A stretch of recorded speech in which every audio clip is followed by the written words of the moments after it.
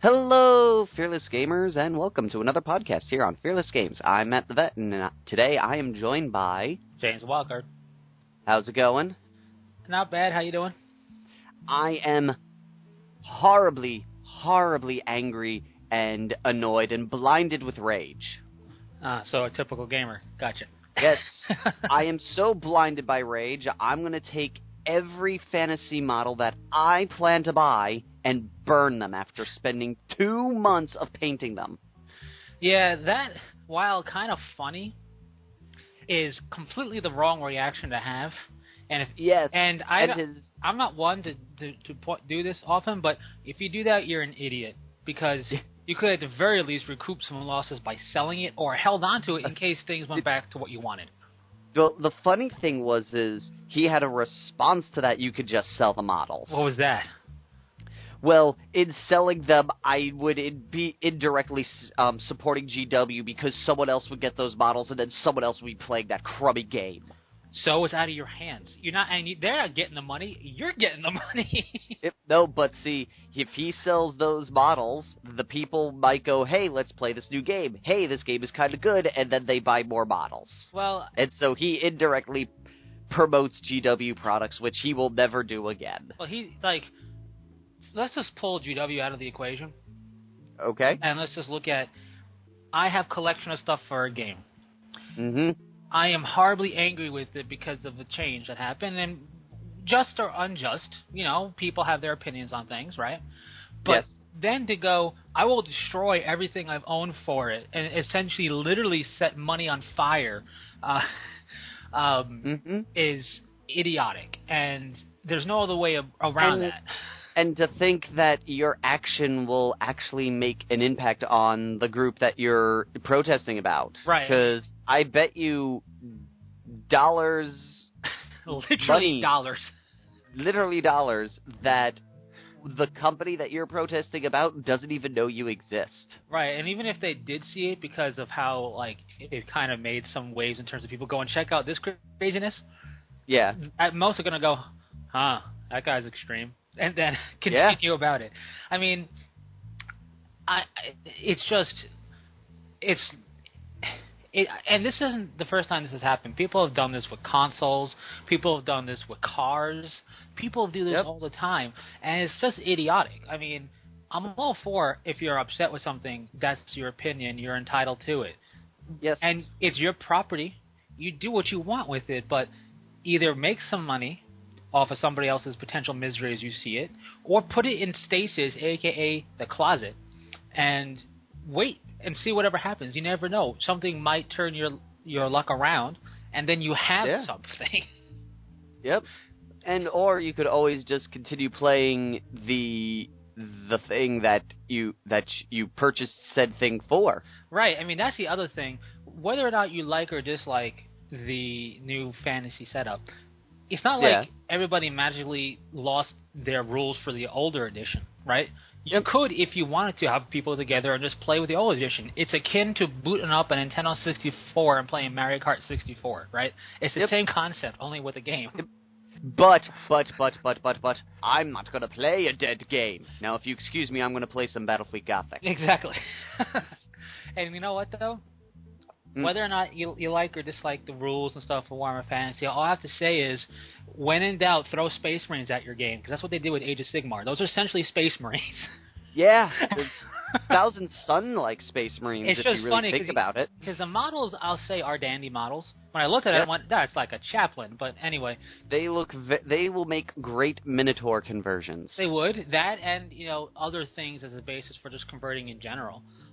Or sanguinary. Those masks are sanguinary guard. Plus all the hammer iconography can work for salamanders, can work for the hammers adorned, whatever, right? But it's just funny because it's like, what do we do for fantasy? Well, let's throw Space Marines at it. Yeah. All right. Oh, look at that. Success. Success. It just shows, when in doubt, put a little bit of Space Marine sauce into your food and you'll be fine. I have no interest in the fantasy game. Oh, and while the models are cool, I have no interest in picking any up. What I find... I'm definitely going to be picking up. I'm going halvesy with a friend who wants the Sigmar dudes. Okay. So I'm like, I'll take the Chaos dudes. I mean, some of them, like the 4 dudes with axes with corn symbols on their heads, make like for good knockoff berserkers, and the other dudes would make like cool corn cultists. Yeah. Also, they work great for intended fantasy. Yeah. But it's just I have no interest in the game. It's not like I had a huge interest in the editions as they were coming along anyway. Yeah. And the models are cool, but I'm not going to pick it up. And it's great and all. I think it is cool. But I just find it funny because it's throw Space Marines at it, and people are going on, and people are falling. I don't want to say they're falling for, but the whole idea of cool model crack. Yep. It's an addiction, man. And like, it doesn't matter what it is. You can be like, I hate the game, but those models, though. Those models. I must have one of those models. But I don't. I'm not gonna purchase any really, but they do look cool.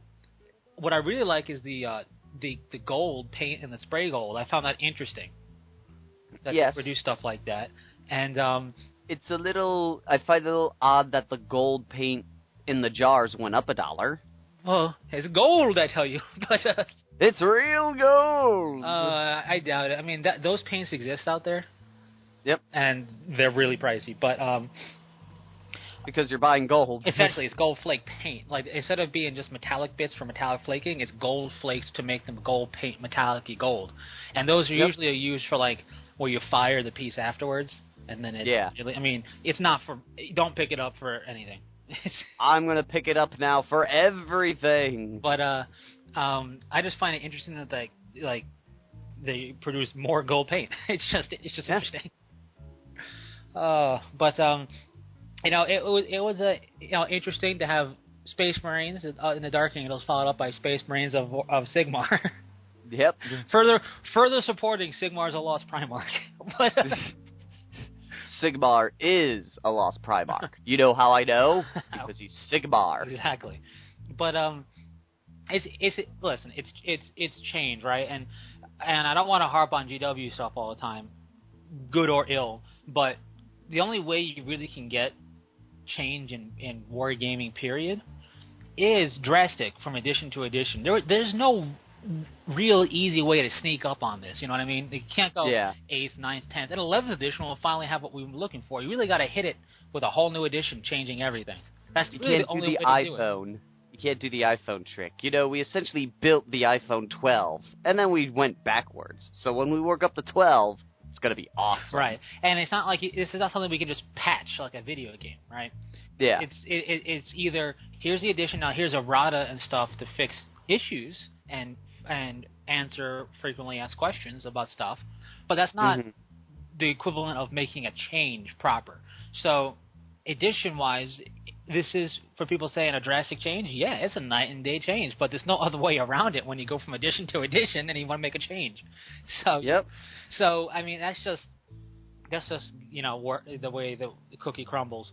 But So what you're saying is, when it all boils down to it, if you don't like it, burn your army. Right, obviously. And when I will find something funny about this is, before we continue on, I just want to find this little bit what I found funny, in a sense. He was talking about how he's played fantasy for years and years and years, and the only thing he burnt were new models. Yeah, it looked that way, and I don't think he burnt any rule books or anything.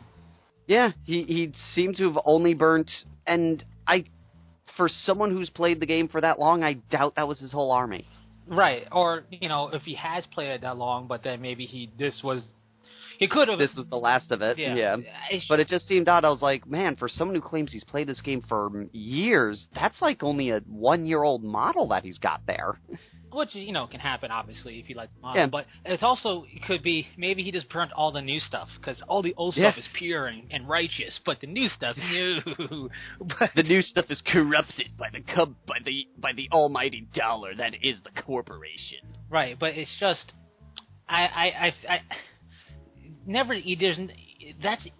can almost guarantee you, once the nerd rage subsides, there's instant regret there. Yes. Once he calms down, and once any person comes down, Once he comes down and discovers everyone at his gaming room still play Fantasy, and it's 8th edition. Yeah, and also it's just trap. Once you calm down from a rage situation, because that's, even if it was a smoldering, I've thought this through, it was still through tinted lenses. You know what I mean? He still was obviously upset. And you may think, ha ha ha, all this is doing is, in two big things. You're making yourself look really insane, and nobody's going to want to play with you in anything now, because you're that type of player. Yeah, I mean, what he said, well, I play War Machine and all that, and I'm like, well, now it makes sense, and now I'm glad I don't play with this guy. Right, because now whoever knows that guy is like, oh, God, that's that guy. And then... is he going to burn his army in front of me if I beat him? Right, and then, also, it makes the wargaming hobby look bad. Look at these freakishly fanatical people who are willing to waste money. I mean, we already are looked at as wasting money. Any hobby is when you think about it. Yeah. And so now we already look at it that way. Oh, you're wasting your money, to take time on little plastic soldiers. Yeah. And now you're burning and destroying what people already. Now it's like a double waste. It's like a double whammy, and it just makes the entire community. Everything makes a community look bad because nothing's gonna be like, oh, these guys are great for whatever. Not for just for us, but any hobby, right? It's kind of like when you have a biker gang or a biker being crazy on the highway. It makes the rest of the motorcyclists look bad, other motorcycle clubs look bad, and there's plenty of good eggs out there. So this is doing that on the wargaming front, and it's just really, I will be surprised if, I'll even give him a year or so down the line, he doesn't go, I regret that decision. I'll be surprised if he doesn't actually regret it. I would too. But now let's mosey on off from the tragedy to an even bigger tragedy. The Batman suit? I don't mind the Batman suit. I don't suit. either, but people are flocking to it like, this is going to make the movie great now. Not just that, the new trailer for Batman vs. Superman, the new trailer for Suicide Squad, and the new trailer for Deadpool. Look, blame Comicon. That's all I can say. But, well, let's break this down into small chunks. And since it's probably going to be the one with the least amount of talking, let's talk about the Suicide Squad thing, because there's only one thing that people want to talk about that, and that is the new Joker that premiered in it. We're talking about that Joker picture you sent me, right? Yes, he's seen in the film, and he just goes, and his only line, and he goes, is, I'm not going to kill you. I'm just going to hurt you. A lot. I don't know. And he's holding, wires attached to a car battery. Well, is that menacing? Sure. Is that Joker? Maybe. Here's the deal. When did he become an evil Batman? Yeah. And the only problem, okay. I was thinking about this the other day, about how on certain things, things that are meant to be evil or meant to be twisted, go to that cheesy kind of silliness level of it in a certain way, or trying too hard to achieve that type of role. And I feel the Joker is lumped into that category just because how often he's used. He's like the Lex Luthor of Batman in terms of being used. And this guy looks more... And unless they're going for it, a Joker doesn't have to stand out, even though he kind of stands out.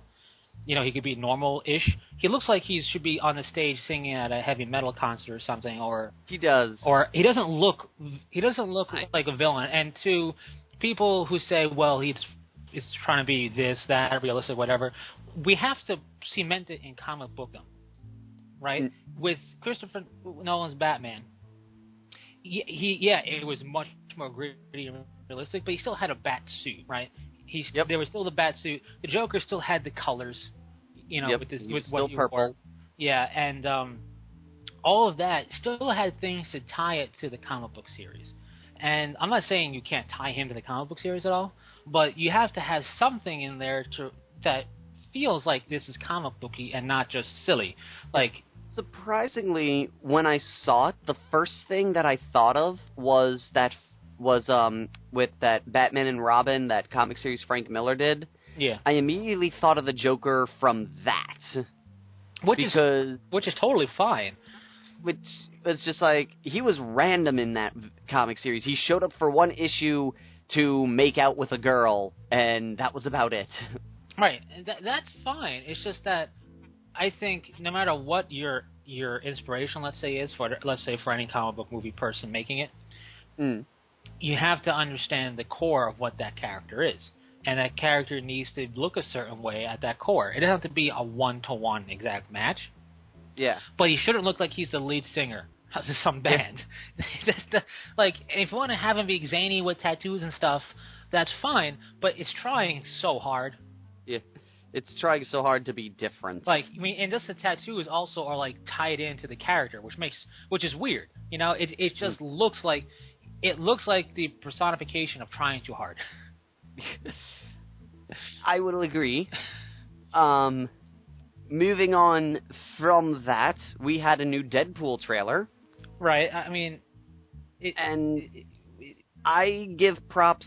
I kind of find the Green Lantern joke that they threw in there a little funny. Oh yeah, and you know what? Deadpool is the type of movie that for me, the proof is in the pudding when you actually see it, because trailers.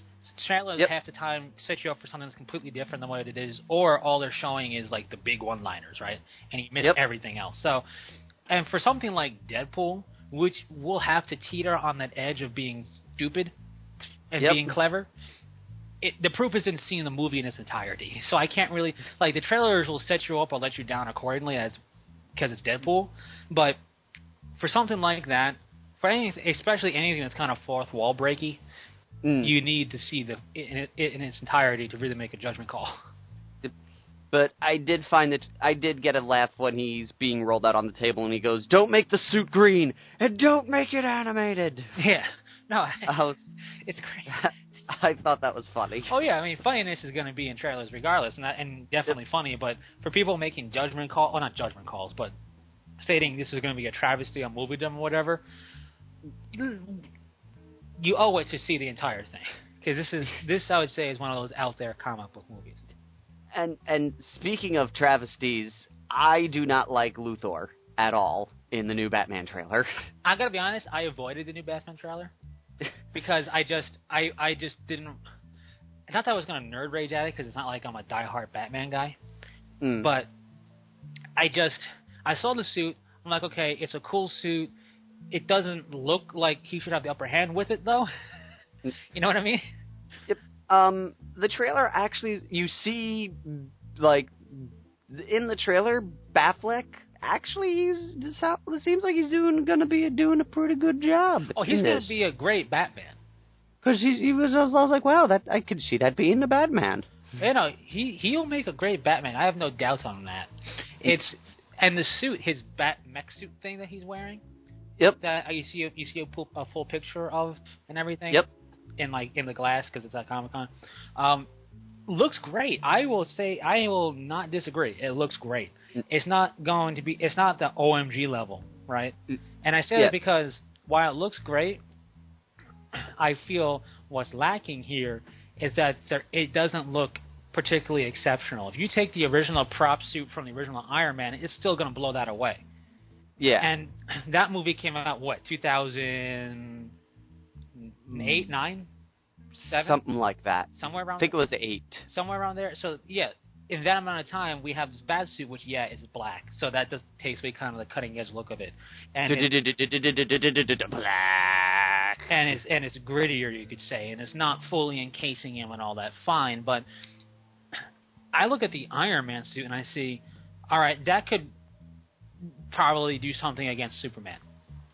Yep. And then I look at the Batman suit and I'm like, one punch to the mouth and you're going down because your mouth is exposed, right? It's just and even with that, I've seen enough of I never actually saw Man of Steel fully or ever, but I've seen enough clips and stuff about it that I'm like, I don't have anything really convincing me that you can still stand up to him with this. Well, that's all the things that I'm intrigued about is in essence it's showing that flawness of Batman, because he built a suit thinking he could handle one thing and he made a totally big mistake about it. Well, kind of makes that whole if he does have a fault in his suit that makes him where he can't actually stand up to Superman, I'm like, good, he's not supposed to be able to. Right, but obviously when you see him, the idea of it is supposed to like maybe level the playing field a bit. Yeah. And I don't see it in that suit, and I'll have to see the movie. Well, unfortunately, I have to see the movie to really kind of see what they do special effects wise with it and stuff, because that's just a dormant suit, and we don't see really all the cool bits of it just yet. So who knows if it's got some wacky, zany blue glow to all the parts of it to do stuff, right? Yep. I don't know, because I haven't seen the movie, but I look at it and I go, okay, looks cool. The line, "Do you bleed, you will," I enjoy. I'm still not convinced that's Batman. I think that's Cyborg. Because it sounds too robotic for a dude who has no type of piece over his mouth. Right, but I'm going to, for now, attribute it to Batman. Because this is Batman vs. Superman, not Justice League Assemble, essentially. Which is what it's going to be turning into. I know. Justice League Assemble. It's not. So I'm going to attribute it to Batman, and I like the memes that have come about with it. It's like, it's Batman saying, "Do you bleed?" in captions, and then cuts to Superman saying, "Your parents did," and then Batman gets a frowny face. Yeah. It's like, oh, low blow. But that's all cool and well and good.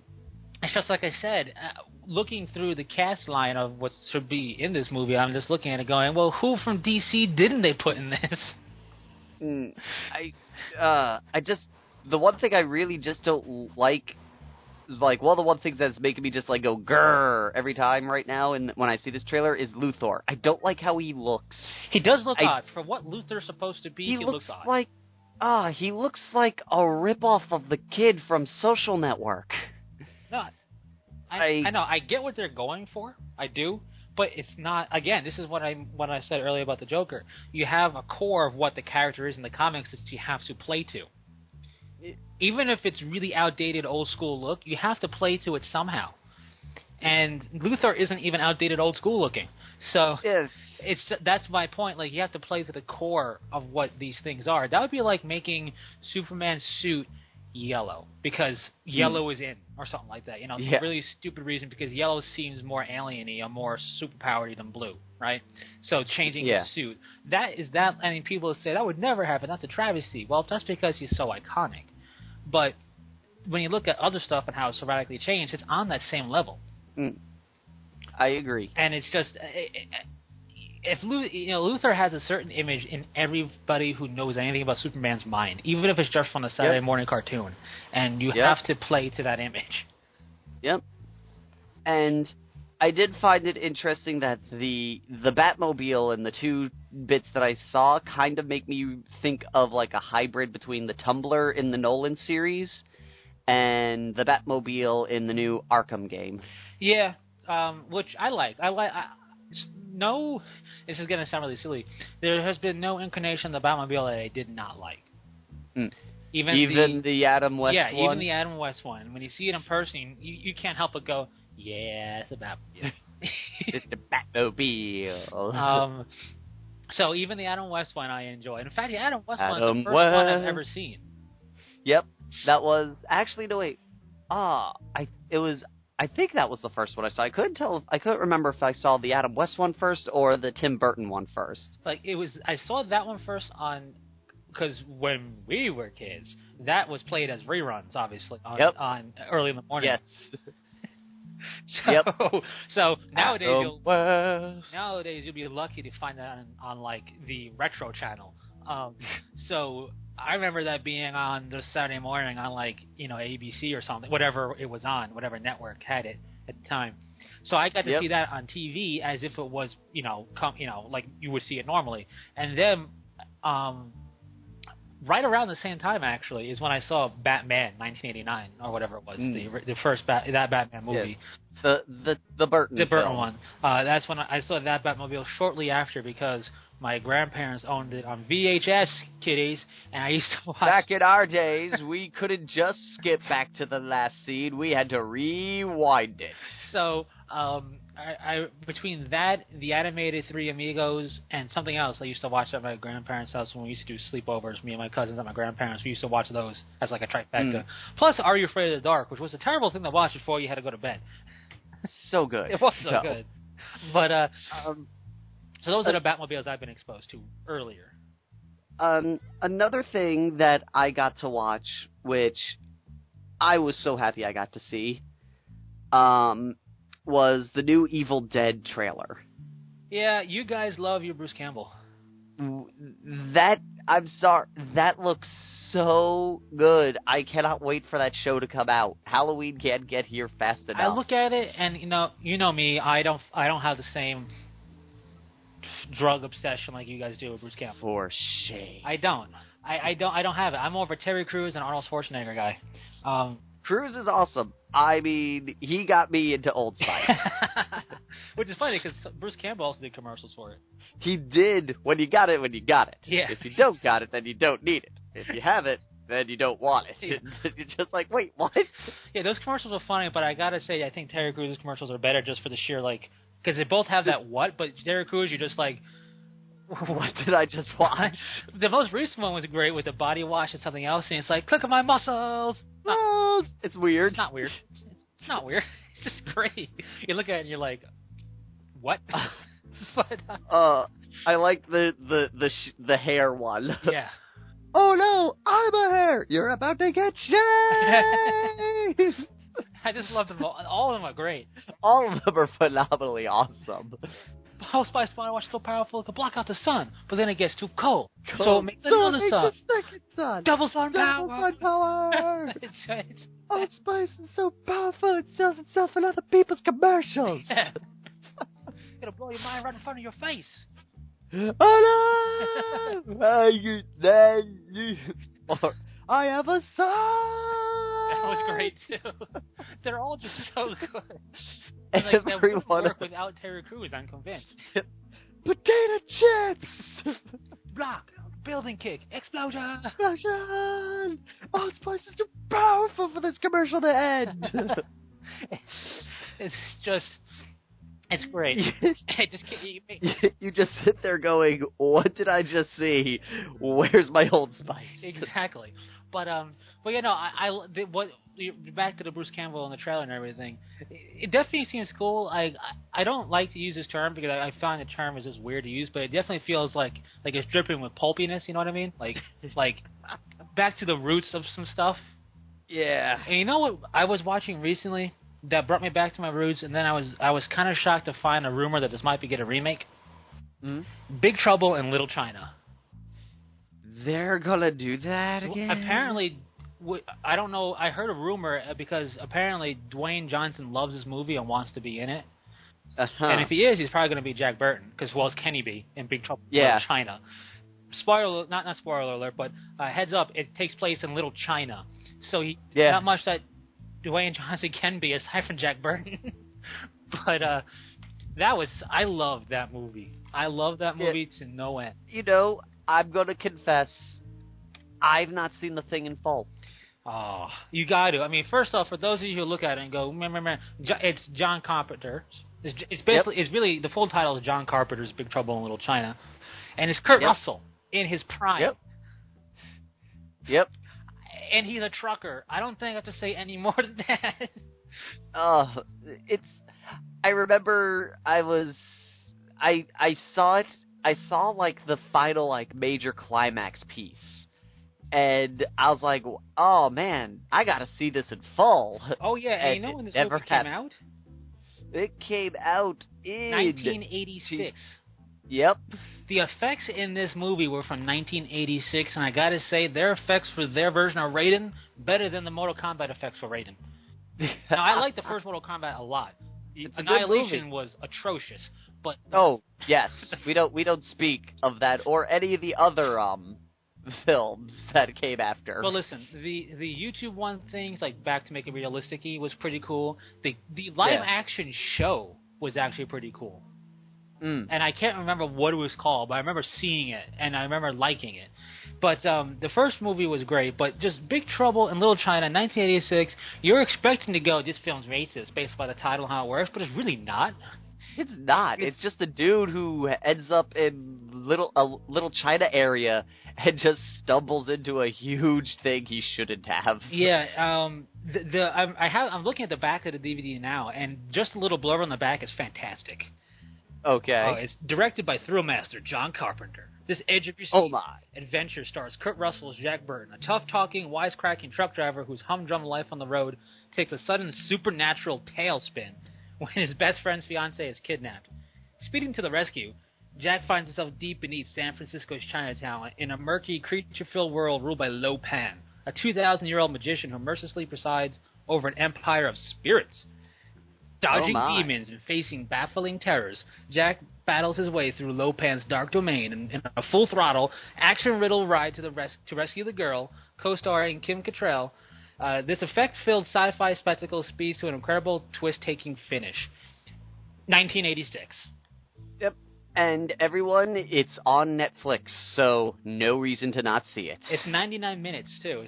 It's back in the day when you could have a nice, really enjoyable movie that wasn't approaching 3 hours. Yes. And yes. It's not that I don't want a remake. It's just I would never pick this to be qualified for a remake.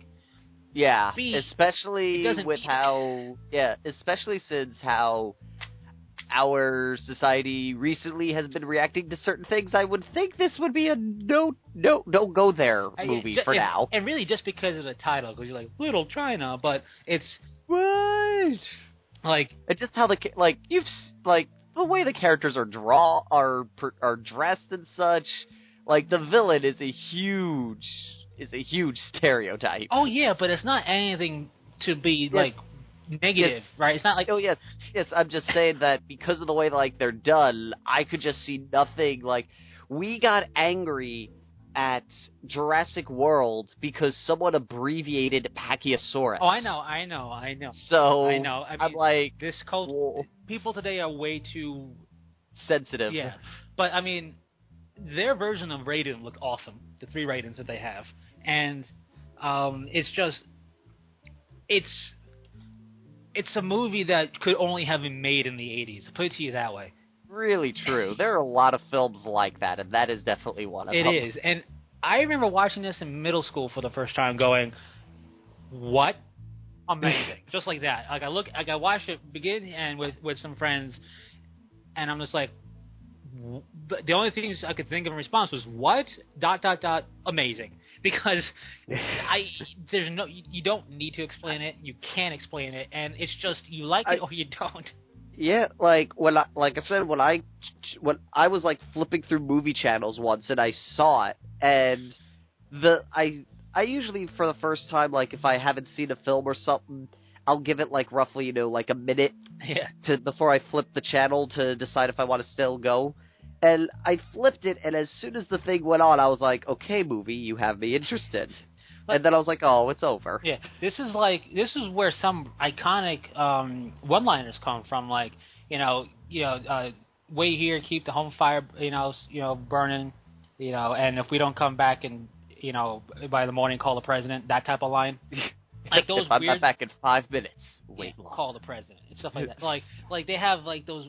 It's got the one-liners in it. I basically, for me to describe movies that I watched in my, I guess you could say, developing years of nerddom, right? Mm-hmm. Which is our early teens, the time you start playing D&D for the first time, and maybe Magic and other stuff, and gaming, is Monty Python: The Holy Grail, specifically of the Monty Pythons for me, and then it's Robin Hood Men in Tights. Big Trouble Little China are the trifecta of those type of movies. And then backing that up is the G.I. Joe animated movie and the Transformers animated movie. So that explains a lot about me. Yeah. But because I was watching it and I wanted to look up what else some of these actors have been in. So when I was looking up Big Trouble in Little China, I saw things that were rumors about it being remade. And I'm just thinking, I do it. I dare you. I want to see the reaction society gives it. So yeah, that was a weird tangent from Bruce Campbell, but I put it in that same limelight of those things. You got to see them. But I'd say it's a good. I was very happy when I saw this new trailer because I was just like, wait. Oh, it's actually happening. And then, some of the jokes they made, because, for a while, for what happened was the film, Bruce Campbell would make all these jokes. Like, everyone would go, oh, will you, is there going to be a new Evil Dead? He goes, oh, that would be funny. Ash walking up with a walker going, come out here, you, and everyone was getting really angry with him. Yeah. And then, what happened was like in this film, he's wearing a girdle, so he looks thinner. He's like, yeah! And then he fights a bunch of Deadites, and they go, what do we do now? He's like, well, first, I gotta do some cardio, because my heart is jacking like a jock on, like a quarterback on prom night. And I'm like, oh. You see him putting dentures in his mouth, and you're like, oh. They're like really played up the fact that he's just old. Yeah. And I was like, props to you guys for doing that. And I'm glad that it's like, it's Bruce and Sam again. And the final bit, the trailer ends with the classic where he builds, the cross out of wood and he stakes it in the ground. And he goes, you're just like me when I was your age. Young, family ruined, life ruined by Deadites. One thing you got here is, we're going to get through this. You'll be stronger for it. And she goes, you do know they were Jewish, right? He goes, no, I didn't. You could have said something when I was making these silly crosses. And I'm just like, that's awesome. Yeah. But I can't wait. Halloween, that comes out. It's going to be amazing. And if the rumor that they're going to be doing a movie with him and the new Ash is true, my mind will explode. And also, interesting thing we haven't had the chance to talk about is Ron Perlman has hinted that the possibility that Hellboy 3 is in the works. Which is cool. I enjoyed the Hellboy movies. They're so good. Like, I really enjoyed them. I can see why people might not like them, because it's not your typical type of, well... It's not your typical comic book film. Exactly. And that's one of the things I like about... You know what I like about it, really? It's... Mm-hmm. I put it in the same category as the first and the third Men in Black, in terms of the idea of that type of secret agency thingy, that kind of can't be to a certain degree at the same time. And I like those type of things, so I liked Hellboy. Yep. And I'll have to say, as a side note, I was very shocked at how good Men in Black 3 was. Right? Me too. I saw it in theaters, and I was like, wow. Yeah, I did see it in theaters, but I saw it, and I was like, okay, this is just starting, let me see. I sat through the second one, let's just see how bad this one is. I was like, holy crap, this is good. I mean, the second one literally was flushed down the toilet. Literally, yes. I mean, and I was shocked at how upset I was, not upset, but how upsetting the second movie was, because the first Men in Black was so good. It was good. I'm like, how could you... Did somebody just hit you in the head really hard and you forgot everything that made Men in Black 1 good? Every night you'd say, flush me, Kay, flush me. And I was like, you only were partners with him for 2 days.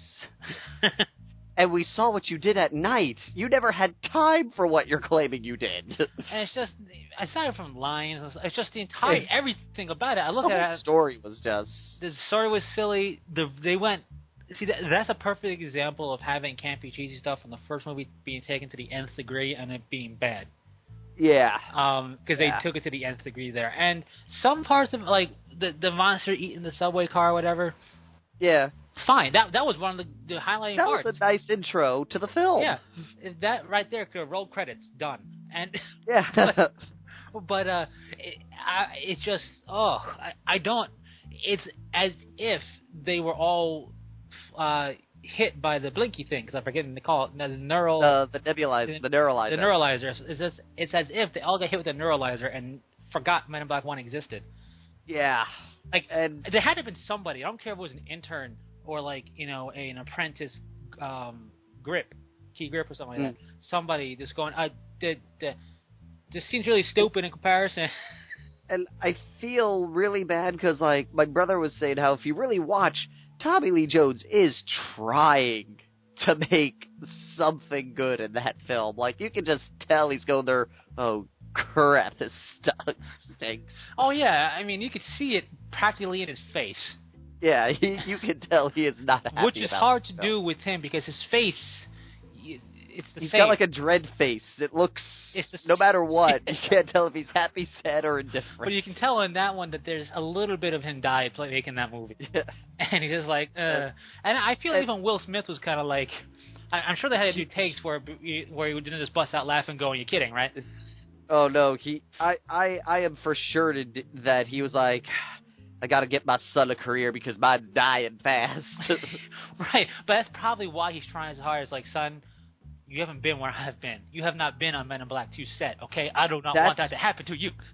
That's why he got M. Night Shyamalan to do After Earth, because he wanted his son to know the worst his career could get.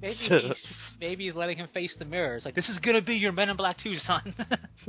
This will be if you allow things like Men in Black 2 to filter through your career. But it's just... But yeah, no, I'm looking forward to a Hellboy 3. Now, I don't know much about Hellboy, so I know what he can... You can throw anything supernatural against him. That's his... And it will work that's his so well. That's so obvious, it's kind of silly to even say, but... Yep. Because that's their strong suit. But... I don't know. I want to know who. Like, not that I want to know. I want to see what are his Lex Luthors, his Jokers, his stuff like that are to pop in, like or even some more obscure stuff to make. Because one thing I like is when diehard fans of something that I don't know about get super excited because it's something obscure that diehard fans don't know about. Yeah. And I want that to happen in Hellboy 3. Yep. I did like we already seen the evil behind it all type of thing. Mm-hmm. But it would be cool to see some of his other characters, because I did do a little bit of read-up on it, and some of them are actually really interesting. Yeah. But I also liked, what I love about the series also is it gives Guillermo a chance to do some of that obscure stuff that we know and love him for. Like the whole Tooth Fairy thing. I was like, I don't want to use the Tooth Fairy if I ever have a kid, because now I'm just going to think of these little gnats eating their teeth. Yeah, no, I'm pretty sure that put a monkey wrench in parents' plans who saw the movie with their kids. Yeah. And it's like, well, you see, honey, that's not how it happens. That's the Tooth Eater that the Tooth Fairy must battle. Honey. That's just a movie. Don't worry about it. Kids getting nightmares because they lose their teeth. You waked up the baby. Yeah. Kids getting I gotta get big baby. from losing their teeth. Mommy, you have the teeth. I don't want the Tooth Fairy. You keep it. But make a necklace, something I don't care. Yeah, right. But get the crazy glue. Put it back in my mouth. But I'm excited. I hope what Ron Perlman has been doing is not like what Carl Urban did, where he said something in such a way that made everyone think that Dredd 2 was happening, and then the director came out and went, no. Like, pooped all over the party and said no. Yeah, I mean, I would like a second Dredd. I would love one, too. I mean, I still don't own the new one on at all. I own the original. Which is, I don't get why people hate that. Like, I get the comic book fans not liking it, but that movie's just so full of cheese. How can you not? It's another good example to put along the likes of Big Trouble in Little China and The Evil Dead and all that. It's so bad that it's good. But it's not even bad. It just has that cheesy 80s futuristic feel. And it's like, it's good for the environment and okay for you. You eat recycled food. Yeah, like that is silly, but I mean, at the same time, it's a dystopian future in a way, and I am the law. The law! You're on the lawn? Yeah. And no one in that movie could say the law right. You betray the law! Law! It's true. But I enjoyed it. Like, it's not, like, I wouldn't call it one of those films that are bad that is good. Sharknado is bad but good. Oh, Sharknado 3 is coming out, and that's going to be bad. I still have yet to watch Sharknado because I'm like, I can't.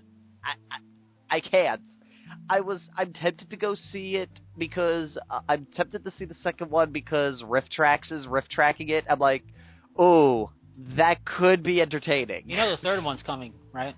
Yeah, I heard about the third one. It's going to be out, I think, in a week, actually.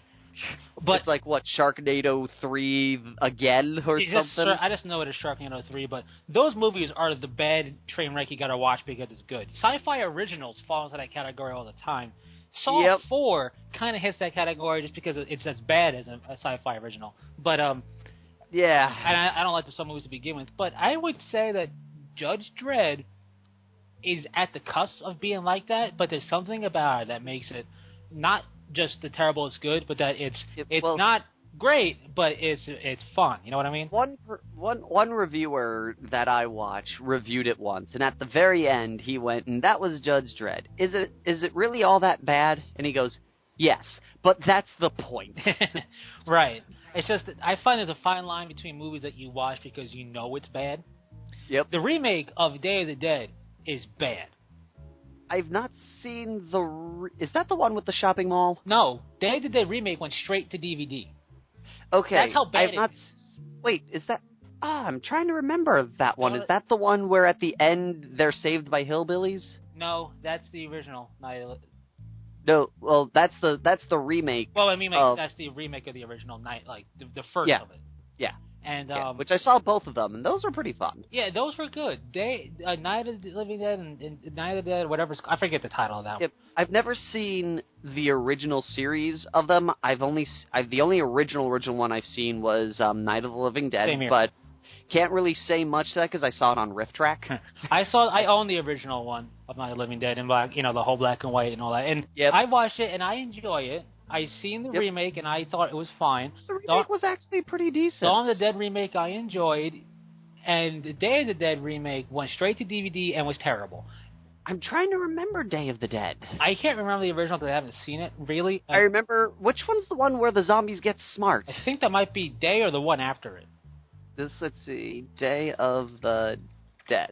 Like it's in a military facility and they're trying to teach it for combat or something? No. This one is, where everyone, where there's like a complex and they're like, oh, we're all safe, and then the one zombie starts realizing that the fireworks mean bad. Yeah, I don't remember. No, it's not Day of the Dead. They started going off the deep end. Land of the Dead. Yeah, once they got past Day, I think Day was pushing it, and after that, they just went gone. Resident Evil level of crazy, but it's Land of the Dead that I'm thinking of, the remake of Land of the Dead, which I own a copy of. Let me break down the Day of the Dead remake real quick for you in terms of the zombies. If fire touches them, they instantly ash. Okay. And that movie came out in 2008. And the way in which the virus takes hold of you is almost kind of interesting, except for the fact that it also hyper ages you, so you're all rotty looking right from the get go. That's the film you're talking about, right? If all I gotta do is see the cover of the box. Yeah, it's bad. It's real bad. It's not good. It's hard. You just have to watch it. Like that's a case of it's bad. That wasn't the point, and it's not good. You just watch it because it's bad. Where's the one where the woman has the baby and it dies and becomes a zombie? Dawn of the Dead, the remake. Okay. When they're in the mall, but that was cool and creepy, right? This is just bad. So, it's just that's why I hesitate to put Dredd in the same category where bad. But you can make up for it by saying Dredd is bad and that's the point. Because Day of the Dead is bad and that wasn't the point and there's no redeeming qualities about it. You'll watch it to go, no, that's not how you make a zombie film. And then you move on with your lives. But, you know what I did see? I saw Terminator Genesis. Really? How was that? I enjoyed the heck out of it because it's what I wish they kind of made knowledge going in is essentially a huge reboot. Yeah, it was like a reboot / retelling of the first two films? No, it's a completely off-the-rails, different reboot of Terminator universe. So what you would say is it's the Tim Burton reimagining. Right. You could say it's like, okay, you have the Tim Burton films, and then you had the Christopher Nolan films. Yep. You had Terminators 1 through 4, we'll just say was one of them, and this one is another one. Okay. Yeah, so it's basically a reimagining kind of the story. But it's weird. It's a weird kind of reboot retelling because it does bar heavily on the first film for a little bit, which done fantastically, by the way. And it's already been greenlighted for 2 more sequels because at a certain year the rights are going to go back to its original person. And James. Yeah, they want to get the money back. Not the money back. They want to get as much out of it as they can. So even if they did poorly, they were going to have 2 more films of it. Yeah. But I really enjoyed it, and it just reaffirms the fact that would make the Terminator series or the Terminator universe, particularly the post Judgment Day setting, I think would make a really fantastic sandbox game. Dun dun dun dun dun. Right. Kind of like every time you leveled up, that's what they do. Dun dun dun dun dun. Obviously. Dun dun dun dun dun. But kind of like along the levels of like Fallout and Red Dead Redemption and all that. I've never actually played Fallout. Me either. But like those style of games. Obviously. Yep. Like I think it would make a really good expansive world sandbox game for a Terminator Judgment Day type thing. I just think that could be really cool. But that's not. That reminded me of that. But I really enjoyed Genesis, and like I said, I think if they made it a bit more aware, or basically did like a PSA saying, by the way, everybody, this is not meant to be a sequel to anything. This is its own kind of restart. I think people might have been less panicky about what's going on and stuff like that. You know what I mean? Okay. But I enjoyed it. It's one of those films, like akin to Jurassic World. You just have to just let it happen and enjoy the ride. I enjoyed Jurassic World. Same here. But like if you good movie. If you think hard on that movie, you're gonna quickly have a lot of stuff that you could bring up. Yeah. But dinosaurs. But dinosaurs, and technically the T-Rex is supposed to have feathers. Yeah. But like you know what I mean, like if you start actually thinking about it, there's plenty of stuff you could do. Yep. That's not protocol. They could have had a camera see blah blah blah blah blah blah blah blah. Terminator Genesis is this, and Terminators period, all of them are. You look at that and you go, just let the movie happen. Just let the whole time paradox potential be right of sending Kyle Reese back, who is his father and all that stuff. But just enjoy the ride. His father, who's his mother, and his brother. Yeah. Just enjoy the ride. Like, and especially with this one, because they go into temporal mechanics like, whoa. They don't try to explain it. What's great, and this is not spoiling anything, the limited kind of time-traveling, you could say, explanation they give it all is really watered down, really obviously not making any sense in a way, delivered by Arnold Schwarzenegger. It's fantastic. You see the time mechanics, they work with the astral flux of the world's spontaneous combustions and time travel. Basically, like that. But it's great because the movie just has that happen and then just moves on as if, okay, everything's explained now. And that's what I love about Terminator. They don't try to explain time travel.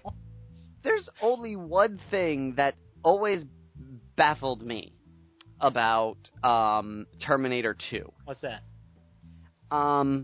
Okay, in the first film we're explained that only living material can go through the time portal. Yeah. The reason the T-800 could go through was he's surrounded by living tissue to make him look more human. But in the second film, it was the T-1000 is pure liquid metal. Yeah. How did he survive? It's weird because, first off, I was watching Terminator 2 the other day, and I was watching the director's cut, which should have been the movie, to be honest. Yeah. Because in there they do one thing, which is explain, when he's trying to teach the Terminator things. Yeah.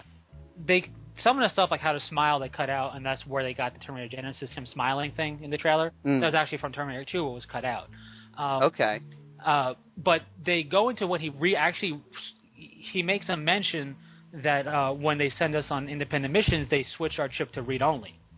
Because he makes mention he's a learning computer, but for missions they make him read only. So in the director's cut, they actually take the chip out and switch it over so it's not just read only. I remember that scene where he's like in the mirror and all that. So much more stuff. Also, they cut out. When you see after the liquid nitrogen scene, the T-1000 has his image flicker up, to signify damage. Well, in the director's cut, they actually show his feet on certain like diamond plating taking the diamond plating characteristics, like he can't fully control it. Uh-huh. And that kind of gives away that he's not Sarah Connor, because his feet are like that in that one scene. Yeah. And it's just, if they kept that, it would make a bit more sense to understand, oh, the T-1000's damaged, because how do you make liquid metal appear damaged? It's a lot harder. Yeah. But the way it's described, and actually Terminator Genesis kind of helps out with this a little bit, is that he's not a... Well, Terminator Genesis also kind of hurts the idea because of the magnetic field explanation, but it's the idea that he's liquid metal and living metal. Like, he's not he doesn't have a core. It's as if on the cellular level the metal's alive, and therefore is considered living for the purposes of living tissue. Okay. It's not. It's really kind of chunkily. It's really stretching it, but I'll accept it. And the way they explain it, the reason I say Genesis helps is because you get to see one. You get to see one again, and then they talk a bit more about the liquid metal stuff. But yeah, don't they all? Is it like another like TX in the film as well? The liquid metal over the robot skeleton? Not exactly. It's a different thing. But okay. Yes and no. The TX I enjoy the concept of too. But it's just, you know what though? Terminator 2 makes me enjoy Terminator 3 just that little bit more. No, it does. Because I enjoy Terminator 2 is fantastic. I would say it's stronger than Terminator 1. It's actually the first Terminator film I saw. I think for a lot of people it is. And even just putting them back to back, which I did because I have that kind of time on the weekends, I think Terminator 2 is one of those rare instances where the sequel tops the original. Yep, and I will agree. And after watching Terminator 2, I watched Terminator 3. Because I really wanted a Terminator kick. So, and then it hit me. The deleted scene with the silliness of him having that accent.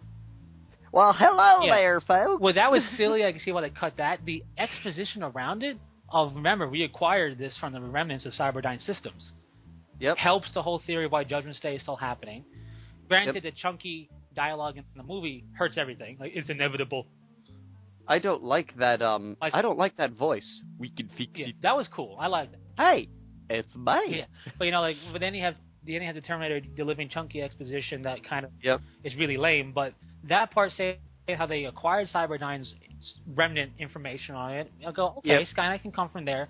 And while it was crushed, most of the arm was crushed in the gear. Remember, his arm gets ripped off in the plant. And don't destroy his old arm. Leave the old arm. So you could say through that and Cyberdyne acquisition, that's why Judgment Day was delayed, because they didn't have a chip. And you have to remember, they had an arm and a broken chip from the first Terminator. So now they have remnant information on that chip that they were working on, plus a mangled arm. I could see eventually 2003 time period from the one that movie was supposed to take place in 93 or whatever. I could see 10-year gap between trying to get it online again. So I get no favor what we make and how 3 kind of spits in the faces out a bit. And I think it would just had better writing and some stuff added for helping. I actually enjoyed Terminator 3 because of Terminator 2 and after watching it and going, right, they made a big mistake of leaving his mangled arm there. Yep. But I always attribute it to them figuring that the gear ripped it to so many shreds that it was unusable. But I mean, if we can have a broken computer chip and reverse engineer from a broken computer chip, we could do it from a mangled arm. Fair enough. And my thought process. Also, they only blew up one floor of Cyberdyne, and I guarantee you they had backup servers. Yeah. So they probably were going to destroy the building. Yeah, but the cops got in the way. Yeah, so looking back on it, it's sad because you have to have understanding Terminator 2, and really Terminator 3 should be able to tell that by itself, and it doesn't. That's the big part that hurts it. But I just, in watching the Terminator movies, I just have to remember, didn't Terminator 2 come out in 91? Terminator 2 came out in the 90s. For sure. Yes. 1991. Yep, and it was it's credited as the first film to use full CGI, which technically yes and technically no, it wasn't. Well, no, it's not a technical thing. For using CGI, yes, but being computer graphics, no. Well, no, because everyone attributes it to that, and technically Tron was first. In a way, but not in the way that this did it, because Tron did CGI more. Well, they did rotoscoping. Way more old school. Yeah, they did well, it's the thing, it's like, technically there was computer animation in that. But because the film kind of bombed, everyone kind of was like, we don't mention that film. Well, no, that still gets its proper now it does. For that. And it did even with Terminator 2. But what they're getting at is the and they couldn't do it with Tron, really, was the full-on compute, not the old school, like, hybrid way that they did it, because they had to. But the full-on, like, T-1000 is what they're talking about. That was full-on. Tron couldn't even touch that because technology at the time. Yep. That's what they're attributing it to. But what Terminator 2 really did is they revolutionized computer graphics for special effects. Yep. And to this day, the T-1000's special effects hold up. Yeah, he still looks pretty weird. Like when he walked through the bars. Yep. That to this day is amazing. Yeah, that scene is so good. And then what really icing on the cake on that one is when the gun gets stuck. Exactly, that was perfect because it's not him, and he forgets that. But that was great, and people might look at that as odd, but they have to remember the intricacies of the T-1000, and then it's like, oh yeah, that's fantastic. But but we look at it today, it's not like movies that have come out recently that you look at like like let's say movies from 2008, 2009. You look at it a few years later and go, wow, that CGI is cheesy, right? Yeah. Like, I don't know what happened in Hollywood, and this is around the same period as Tron, obviously later than Tron, so better capability. Yep.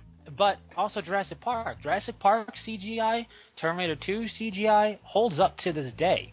In fact, T-1000 doesn't look much better today than it did in 1991 for its effects. Yeah. So, and I contribute that on purpose because they wanted to be consistent.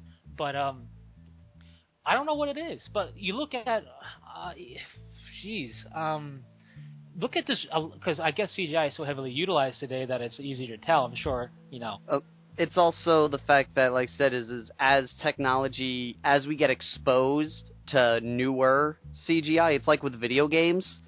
They look real and awesome when we first see them, but then when the next batch of games comes out and we're exposed to that one, then we look back, we go, wow, because now we have something to compare it to. Well, yeah, but I mean, I'll even say, when I saw the Matrix films, when they had CGI, you could tell, okay, this is a CGI scene. Yeah. And while, yes, you would theoretically tell for the T-1000, the point is that it looks like that's what liquid metal body would do. I can't do that because I don't have a liquid metal body to compare it to. But, or do we? But, so, it's just, in that level, I look at it and I go, this still holds up as looking as I would assume a liquid metal body would to look in doing things. And, especially in that... Even one of the best scenes also is when he gets, like, shot. Like, the way the bullet impacts look on him always look phenomenal. Oh, yeah, because those were a mixture of CGI and practical effects. Practical effects. And one of the best ones for that is when he gets shot in the head. Yeah. Splits open. With the eye. Yeah. And... Yeah, I mean, you could just go on. I mean, Terminator 2 was... I mean, there's always people going to go, well, the story... Terminator 2 was phenomenal.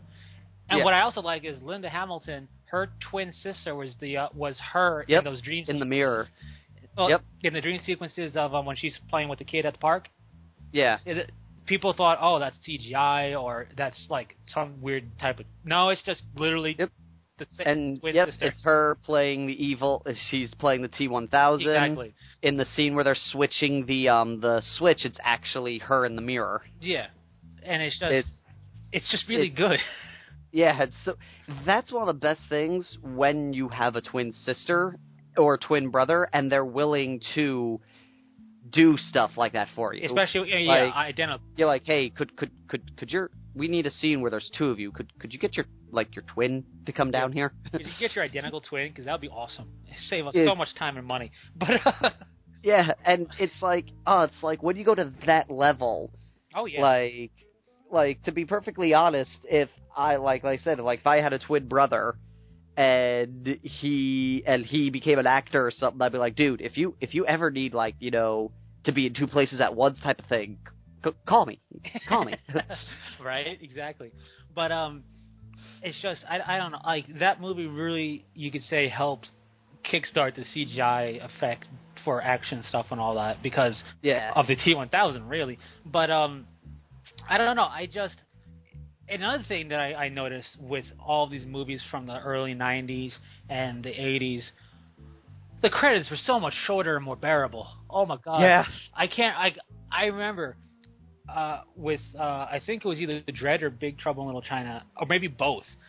The credits were happening. I like to let the credits roll because the PS3 remembers where you are, so you put it back in and you start off at the credits, and that's annoying a little bit. So I just let it roll. So I went out of the room real quick, came back, and was already at the soundtrack, which you're nearly done at that point. I'm like, older movies didn't have 1 million people listed for the CGI and everything. And I remember watching the newer films, and I like to sit through the credits just in case, and also, give them the credit they deserve in the credits. Ha ha ha. But I'm just looking at it going, we're not done. Here's a third special effects company with their entire company, including the janitors listed. Okay. Yep. It's just like, and then there's the 50 million locations and... Yeah, locations great, but when you have especially when they have 3 big mega CGI companies working on it, as they often do, you just look at it and you're like, all right, at this point I don't care. Just say the company, and you know what? That's good enough. Just at one point you'll see Valve Studio, and then everyone will be like, Valve worked on a movie that was a third in the installment. Half-Life 3 confirmed. Exactly. Half-Life 3 confirmed. Right, but one thing I hate about new movies for sure is the credit length. I look at it and I go, all right, if you're gonna have credits this long and potentially get longer, we gotta speed up the scrolling here. We can't keep scrolling like from the 80s. We gotta scroll a bit faster, like when they scroll on TVs for the next show. Yeah. Scroll it a bit faster. Because I look at that and I'm just like, especially, and this happens to me all the time. I prep myself for the movie. I get in, halfway through you gotta go to the bathroom, but I don't like getting up ever, so I wait. Yeah. And I'm like, I gotta see something after the credits. And then it's like they slow down the scrolling. It's like, that mortal has to pee. Slow down the scrolling. It's like, no, stop, go faster. No, I need to use the restroom. But it's funny, just the sheer difference. In the case of some films in the 80s and stuff and earlier were short as a minute of credits, and then you have this, and it's like, I've been here since yesterday. The credits aren't done. Or the really bizarre where the credits used to be first. Yeah, that's bizarre. That's old. And it's like, oh man, 101 Dalmatians does it, and some of the old Disney movies do it, and you're just like, wow, when is this movie gonna start? And then it's like, oh, it's over. Yeah. Okay then. Yeah, man, remember 101 Dalmatians? Yep. I remember that movie. It's a good movie. I remember the plot's like meh, but it's good. Yeah, it was enjoyable. And if there's ever a movie for suspension of disbelief, it's that one. Yeah. You mean to tell me they had 101 babies? Yep. No, they had 15. They had 15, and the others were all store-bought. Yeah, right? But you mean to tell me that no one questioned... No, only the 15 were stolen. You mean to tell me that 2 men bought 99 minus 15. That's 80 no. Yeah, 84. 84. So you mean to tell me that 15 Dalmatian puppies were stolen, and no one got suspicious that 84 others were all purchased by the same 2 people? You know what? Scotland Yard is completely terrible at their job in this film. I mean, Cruella de Vil is such an appropriately named character, number one. Cruella de Vil. Yeah. And also, that puppy, that dog, that mama dog had a uterus of holding. Yeah. Because there's no other explanation. What's the average litter of a puppy? Not... Okay, it's 3 or 4 normally. Yeah, not not 15. No. So in some occasions, sometimes 6, but that's pushing it. Oh, that's that's equivalent of Octomom on TV, where you got to put on a gurney. But one thing though I will say with that is you've seen that movie, you've seen that show Once Once Upon a Time? I haven't seen it directly, but I know of it. But they showed a trailer once, and they go like, Maleficent, Ursula, Cruella de Vil, the Queens of Evil. And I'm like, I don't think stealing 15 puppies to make a coat justifies Queen of Evil. I mean, there was like, I could name a whole bunch of other characters that could have been better. I mean, don't get me wrong, slaughtering puppies to make a coat, at the very least, wait till they're full grown. It's a bigger fur. Yeah. But yes. Well, no, but then it wouldn't be as soft. Right. I mean, that is pretty underhanded. But Queen of Evil status. It's not like she went, all the puppies in the world shall die this night. I mean. Yeah. Why couldn't they use I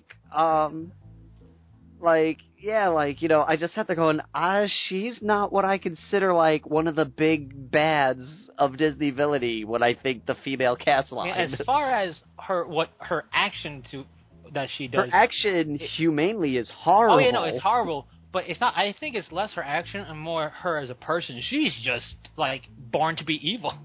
Yeah, it's just like. Also, you remember that time though, that innocent time when you can animate a villain smoking. Yep.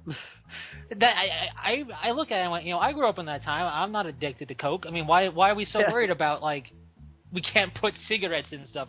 If it's really influencing the children, the parents are being terrible parents. Well, what I find hilarious is like me and Elena watched a show called JoJo's Bizarre Adventure, and what was weird was what we found was there was this scene where the main character's face is completely blacked out. Like, all of him is fine, but this one scene, his face is completely blacked out. And, there was one scene where where he was completely blacked out. Yeah. But then, all of a sudden, his face is fine. And we're like, what's going on? He was smoking a cigarette. And he's a high school student. And in Japan, you can't show high schoolers smoking cigarettes. It was just like, what? I get what the idea is, but then I look at it going, it's kind of like the reason is an issue because you're bringing attention to it. We also, like, another good example is if you watch in, I think in that same film, we watched the villains drink wine. Yeah, well, wine's classic. No. But look at Dumbo. Yeah, where he gets drunk. Drunk off his mind.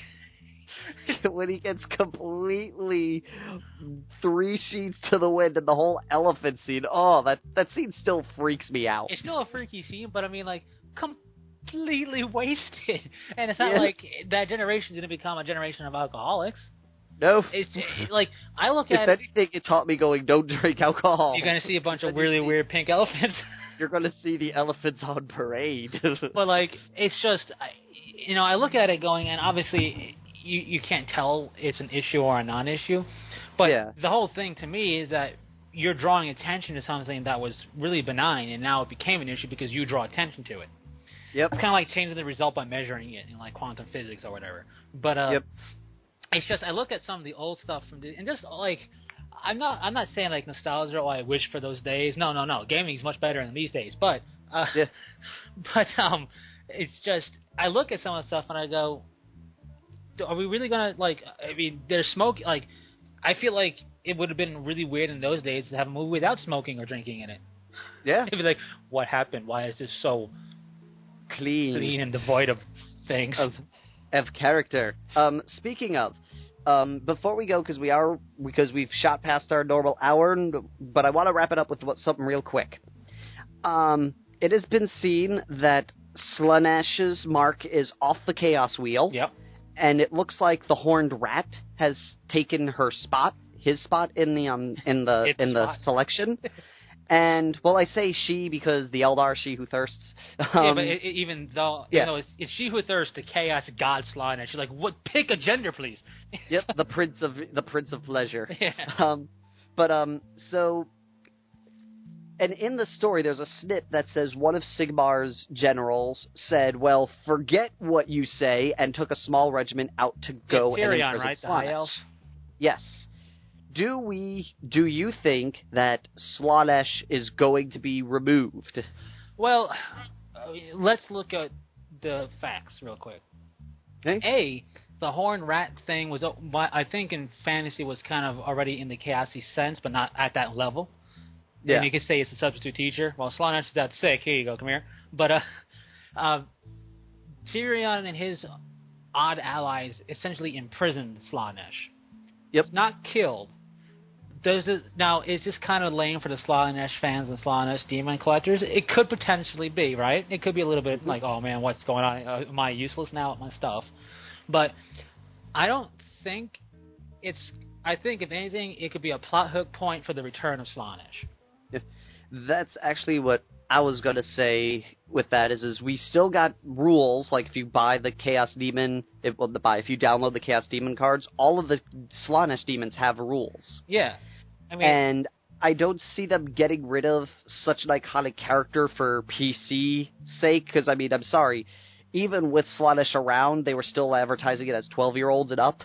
Yeah. But with the way that supposedly the dude that's telling it like it is saying that there's going to be like an evolving story arc thing, I think this is just setting up for when they finally get right, like maybe the new Keeper of Secrets model and such, and they're ready to release it. It's just going to be for a giant campaign of the forces of Slaanesh mass to free her. I think people are crying havoc at that Slaanesh is gone. It's not. I look at it this way. This isn't like, kill the head vampire and all of his underlings burst into flames and die, right? Yep. This isn't that. Like, the leader of a realm is missing. The realm is still technically there at that point, and the demons and the followers of Slaanesh are still there. Maybe you could say that, fluff-wise, their power is lessened, they're a bit distraught, right? Because the big drug that they're addicted to is missing, so they're going through withdrawal symptoms, you could say. Yes. But you still have a huge plot point and setup that the Magi of Slaanesh and all of their big followers and stuff are going to a mass for like a prison break at time or whatever, It's a big. I think if anything, it's a nice plot hook, and I think Slaanesh makes the most sense. I don't think they would have been able to imprison Khorne. Yeah. Because Khorne. Tzeentch magic. I don't think they. I don't think you could do anything and seal something that's magic.